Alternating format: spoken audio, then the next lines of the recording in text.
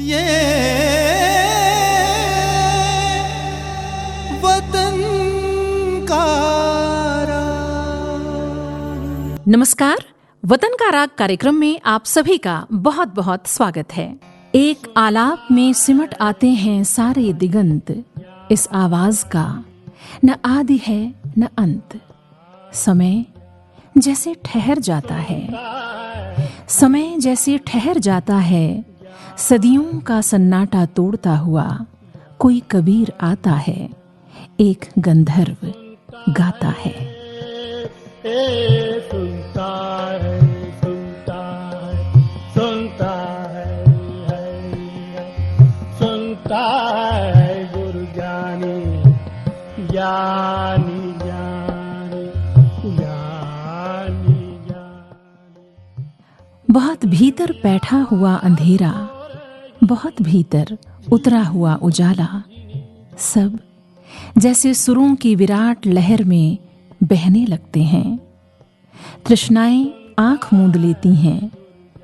राग विराग का एक दरिया किसी अनहद पर नजर आता है, एक गंधर्व गाता है, एक गंधर्व गाता है। सुनता है, सुनता है, सुनता है। सुप्रसिद्ध कवि एवं लेखक प्रियदर्शन ने जिस गंधर्व स्वरूप गायक को सुनते हुए ये पंक्तियां लिखीं, संगीत जगत उनकी पहचान पद्म विभूषण पंडित कुमार गंधर्व के रूप में करता है।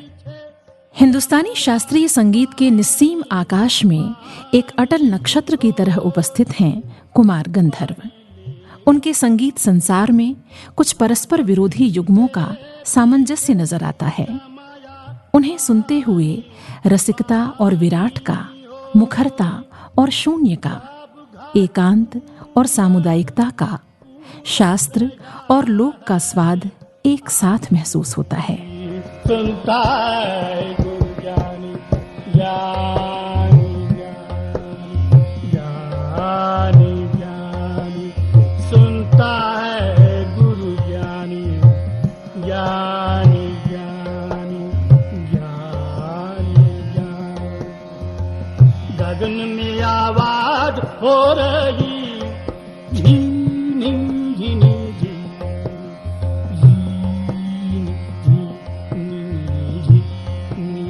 सुनता है गुरु ज्ञानी, ज्ञानी ज्ञानी।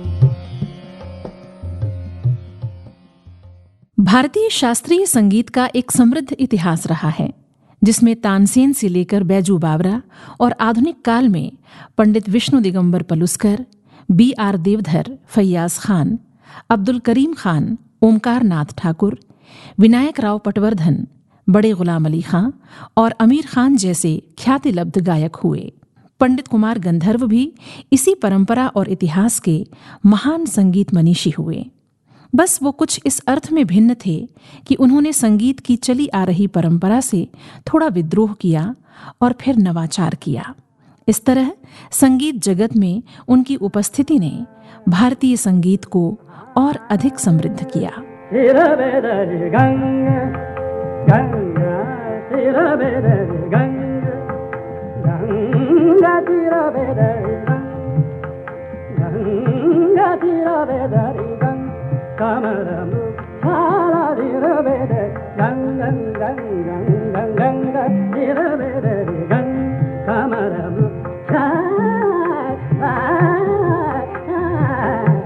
तेरा बेदरी गंगा, कमरम गजाला मुंडगी गलो हथेली सुन सारे दिल मेरे गंग, कमर कमर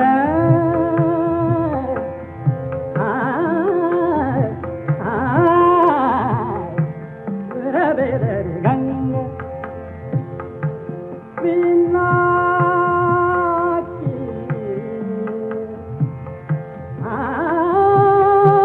बिना की माँ जानी जानी, बिना की माँ जानी जानी, बिना की माँ जान, अजब रूप धारे, बिना की माँ जान, अजब रूप धारे, दुलता दुलारे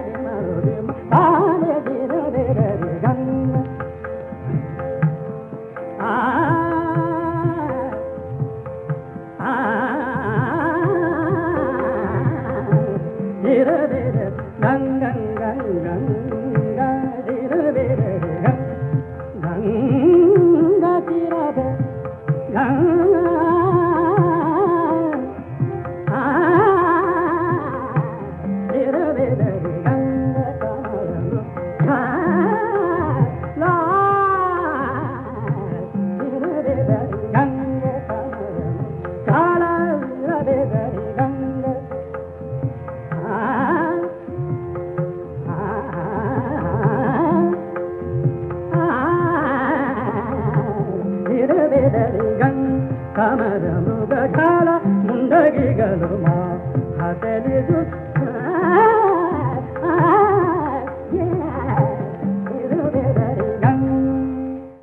कुमार गंधर्व का जन्म 8 अप्रैल सन 1924 को कर्नाटक के बेलगाम के पास सुलेभावी गांव में हुआ था।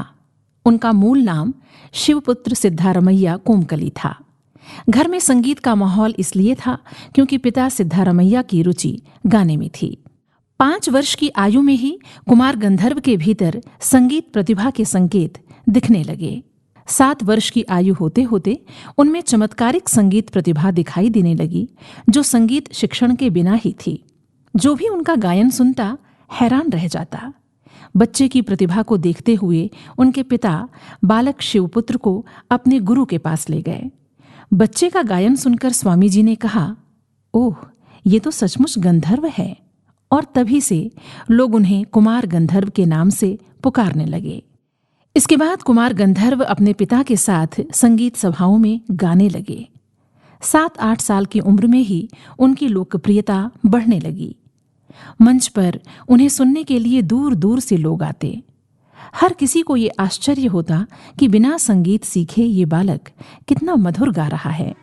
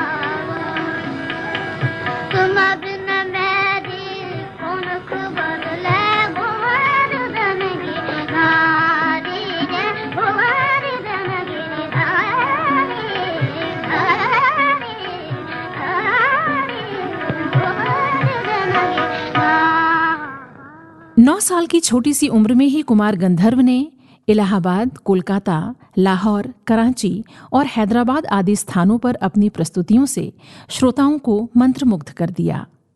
ऐसे ही एक संगीत कार्यक्रम के दौरान उनके पिता से किसी ने कहा कि वो कुमार को संगीत सीखने के लिए प्रोफेसर B.R. देवधर के पास बंबई भेज दें। पिता बालक कुमार गंधर्व को B.R. देवधर के संगीत विद्यालय लेकर गए और स्वयं सुलेभावी लौट आए। वास्तव में यहीं से कुमार गंधर्व की संगीत यात्रा आरंभ हुई। देवधर जी के साथ रहते हुए सन 1936 से सन 1947 तक कुमार गंधर्व ने यहाँ संगीत की शिक्षा ग्रहण की। देवधर जी अपने गुरु पंडित विष्णु दिगंबर पलुस्कर की पुण्यतिथि पर अपने स्कूल में हर साल एक कार्यक्रम का आयोजन किया करते थे, जिसमें देश भर के प्रसिद्ध गायक आमंत्रित किए जाते थे। इस तरह कुमार गंधर्व को इस समारोह के माध्यम से संगीत के विभिन्न घरानों की विशेषताएं सीखने का अवसर प्राप्त हुआ और उनका संगीत ज्ञान समृद्ध होता गया। देवधर जी कुमार गंधर्व की नैसर्गिक प्रतिभा से अत्यंत प्रभावित थे। वो संगीतज्ञ होने के साथ साथ विचारक भी थे। उन्होंने कुमार गंधर्व को केवल अपने घराने तक सीमित नहीं रखा। उन्होंने कुमार गंधर्व को हर जगह के संगीत से परिचित कराया कि वो उसमें से जो कुछ भी ले सकते हैं ले लें। इस तरह एक महान गुरु की छाया में कुमार गंधर्व की संगीत प्रतिभा ने आकार लिया। रंगल डारो शांति शांति, रंगल डारो शांति शांति, रंगल डारो शांति शांति, रंगल डारो शांति डारो, रंगल डारो शांति शांति, रंगल डारो शांति, गोरी पर रंगल डारो शांति शांति शांति शांति,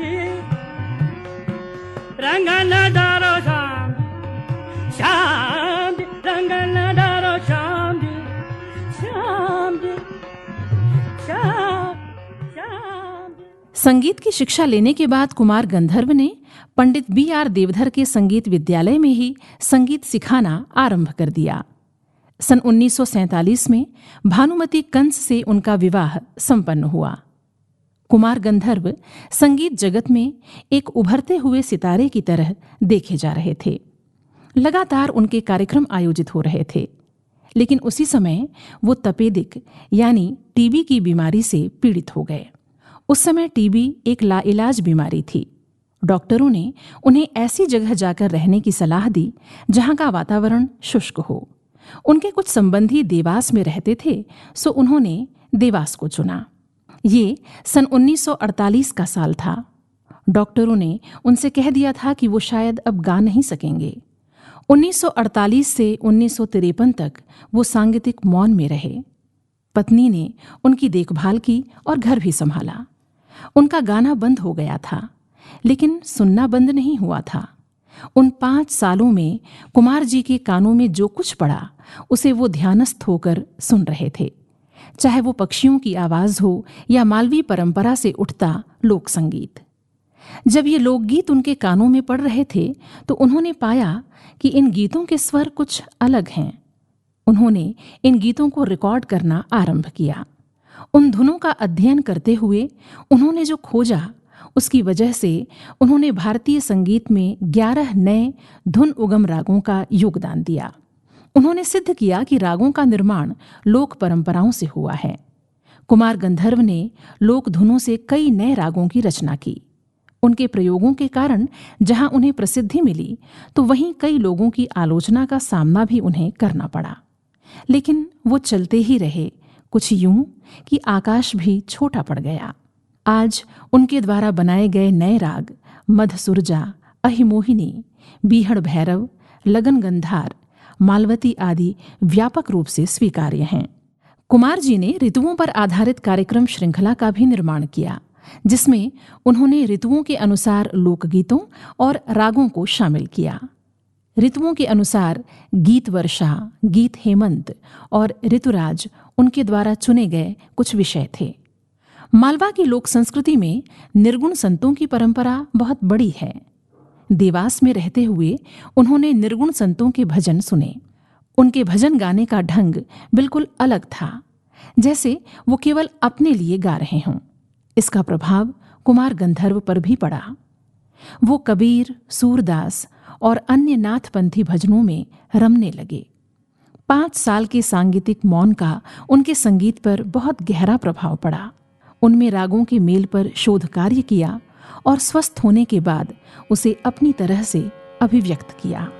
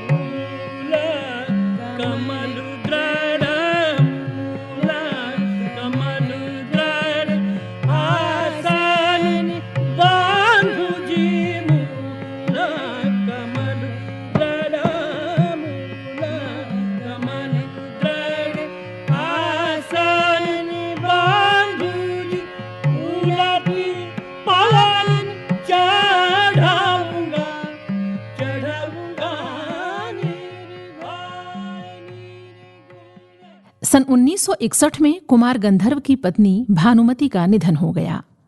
उन्होंने कुमार जी की ऐसी देखभाल की कि वो टीबी जैसे जानलेवा रोग से उबर आए, लेकिन वो स्वयं इस संसार से विदा हो गईं। कुमार जी अब स्वस्थ थे।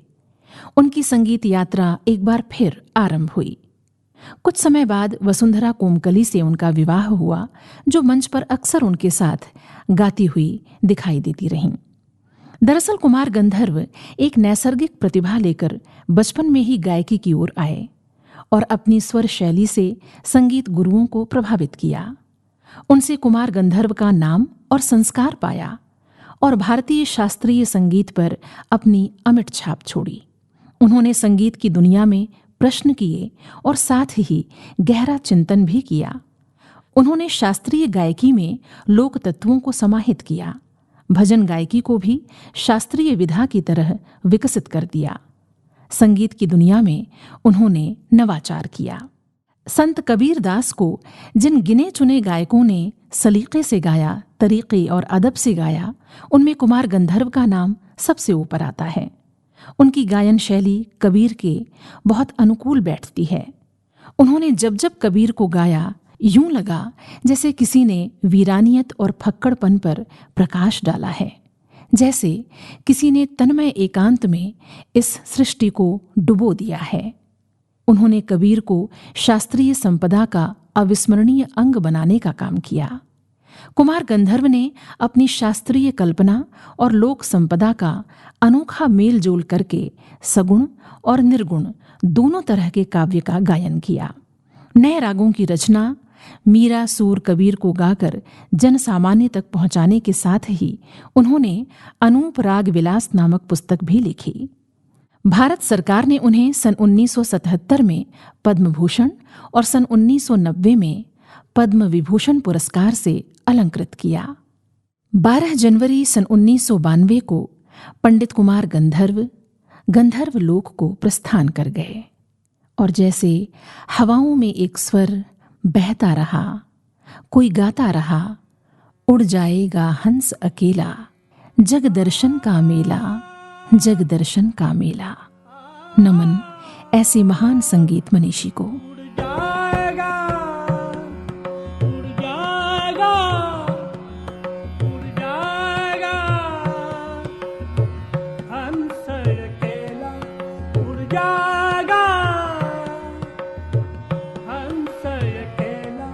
जगदर्शन का मेला, जगदर्शन का मेला, उड़ जाएगा, उड़ जाएगा हंस अकेला, उड़ जाएगा, उड़ जाएगा हंस अकेला, जगदर्शन का मेला, जगदर्शन का मेला। जैसे पात गिरे तरवर के, जैसे पात गिरे तरवर के, मिलना बहुत दुहेरा, मिलना बहुत दुहेरा।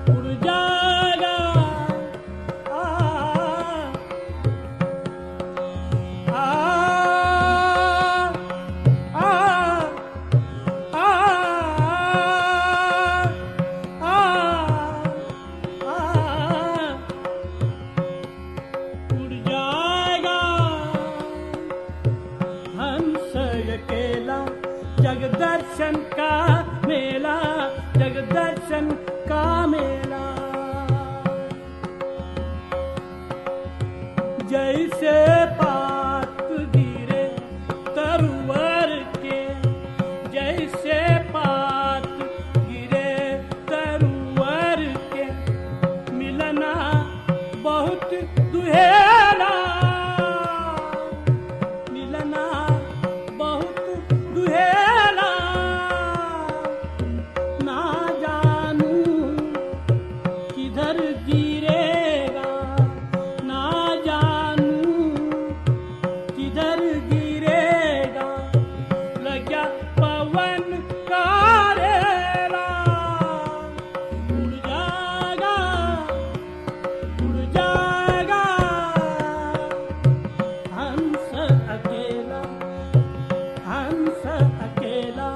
जगदर्शन का मेला, जगदर्शन का मेला। ये वतन का